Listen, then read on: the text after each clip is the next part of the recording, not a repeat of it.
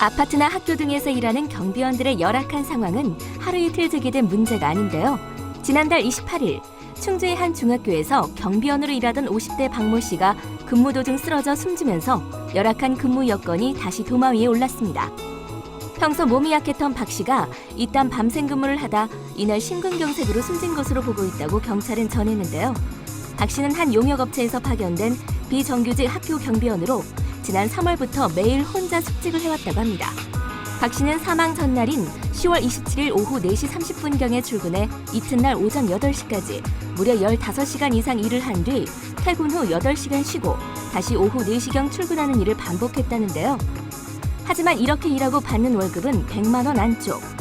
지방자치단체와 학교별로 조금씩 다르기는 하지만 학교 경비원의 근무 시스템과 처우는 대체로 비슷한 수준입니다. 비정규직들의 열악한 업무 환경을 외면하는 학교. 과연 학생들에게 올바르게 살라고 가르칠 수 있을까요? 최근 젊은 층 사이에서 인기를 끌고 있는 우주술. 이렇게 반짝이는 물질로 일명 은하수술로도 불리는데요.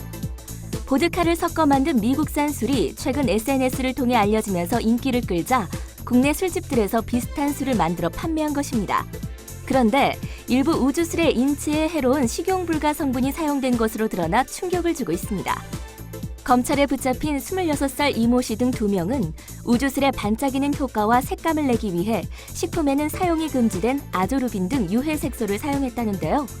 탈의 일종인 색소 아조르빈은 과다 복용 시 과잉 행동 장애와 암을 유발할 수도 있다고 합니다.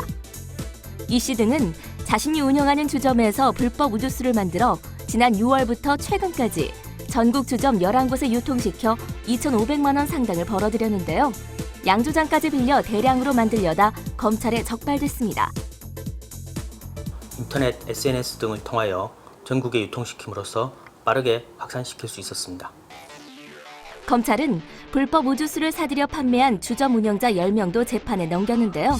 보기에 좋은 떡이 먹기도 좋다는 말, 이젠 옛말인가 봅니다.